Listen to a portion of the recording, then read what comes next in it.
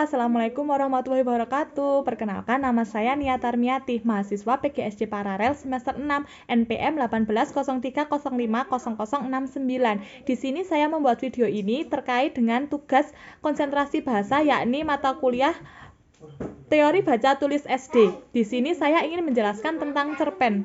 Apa itu cerpen? Cerpen adalah salah satu jenis prosa yang isi ceritanya bukan kejadian nyata dan hanya dibuat dengan jumlah kata yang tidak lebih dari 1000 kata. Nah, penulisan cerita pendek ini menggunakan gaya bahasa yang naratif.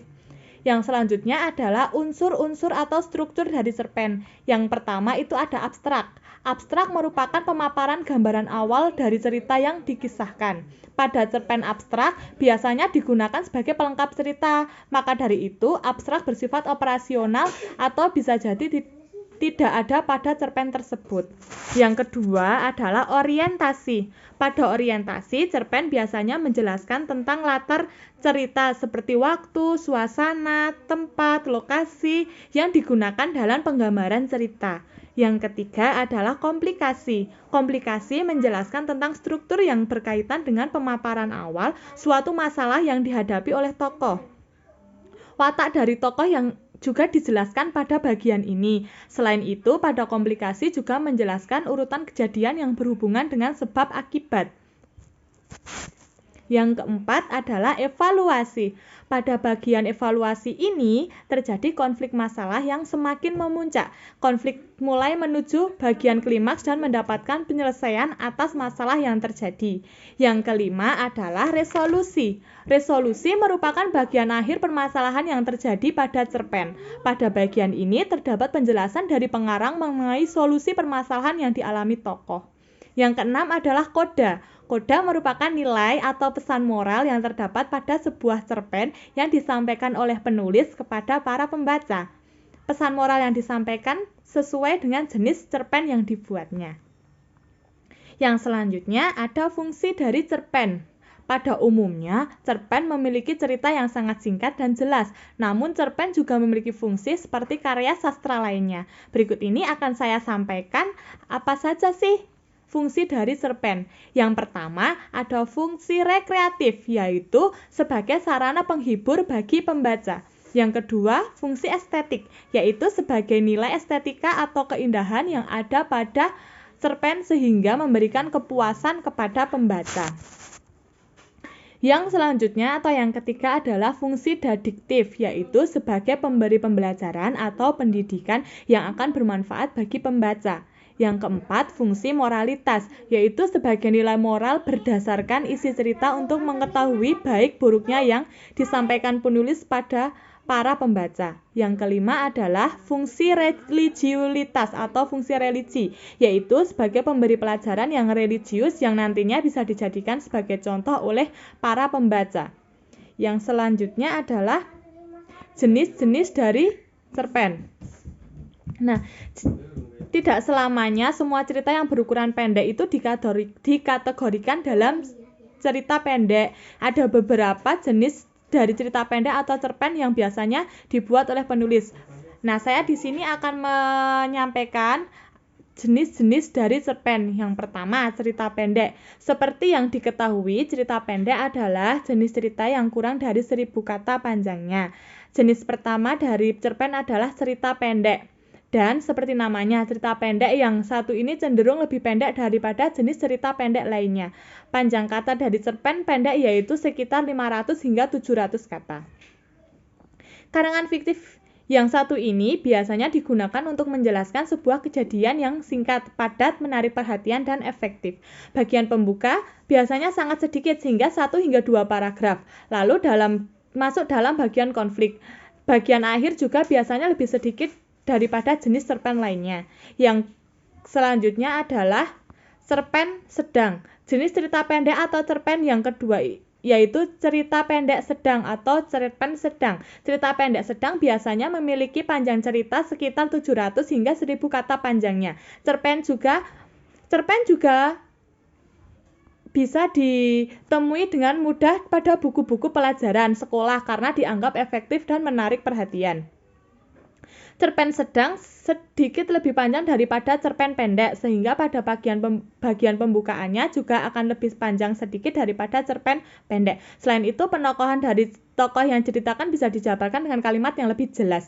Tak hanya itu, cerpen sedang biasanya digunakan untuk menjelaskan cerita yang lebih mendetail. Yang ketiga yaitu cerpen panjang. Jenis cerpen yang terakhir yaitu cerpen panjang. Cerpen yang satu ini biasanya dibuat dengan panjang sekitar 1.000 kata atau lebih, dan bahkan ada sebuah cerpen yang dibuat mendekati 5.000 kata atau bahkan 10.000 kata. Jenis cerpen yang satu ini memiliki ciri umum yang penuturannya sangat santai. Karena penulisnya ingin menuturkan cerita yang lumayan panjang, biasanya bagian pembukaan dan penutupan cukup panjang pula. Proses memasuki bagian konflik juga lebih panjang dari biasanya, sehingga pembaca bisa lebih memahami cerita dengan lebih mendetail. Biasanya cerita pendek yang satu ini jarang ditampilkan pada buku pelajaran karena cukup panjang. Yang selanjutnya adalah unsur intrinsik cerpen. Sebuah cerpen atau cerita pendek memiliki suatu unsur pembentukan yang harus ada di dalam cerpen itu sendiri.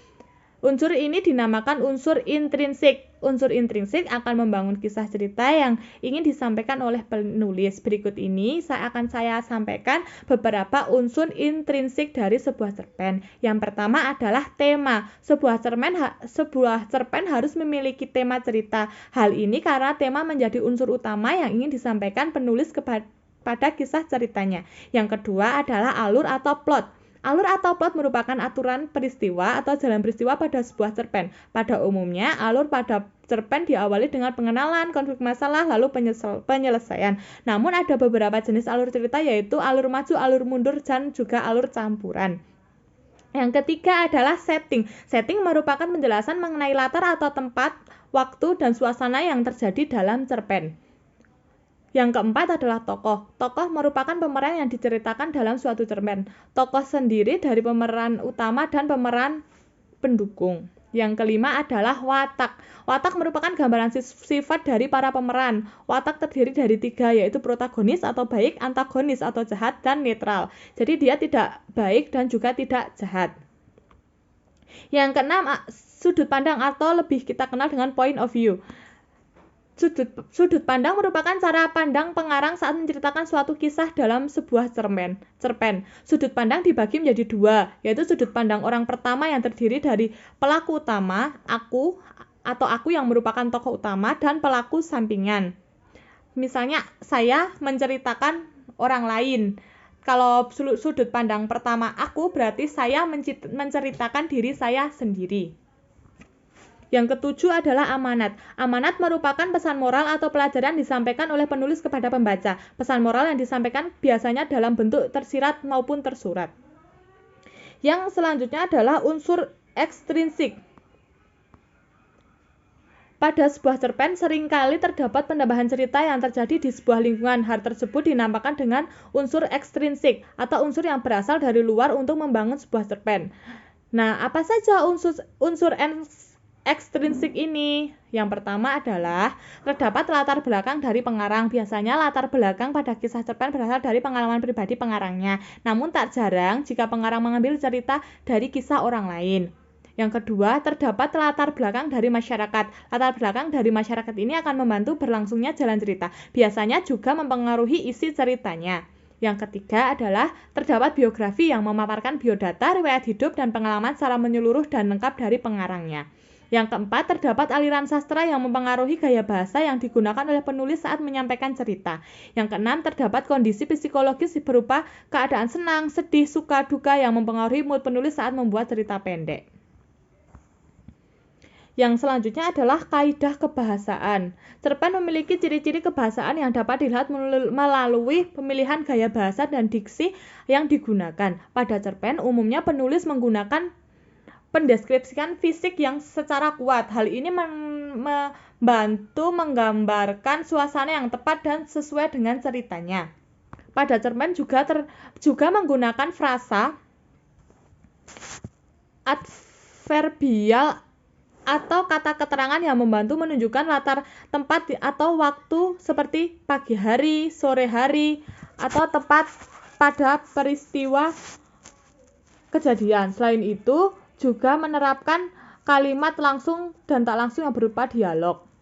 Cerpen juga identik dengan penggunaan kata-kata kiasan atau konotatif untuk menambahkan kesan keestetikan sehingga akan menambah nilai kepuasan para pembaca. Selain itu, juga menggunakan kalimat informal maupun semi-formal sesuai dengan kejadian peristiwanya. Berikut pemaparan tentang cerpen dari saya. Terima kasih semuanya. Wassalamualaikum warahmatullahi wabarakatuh.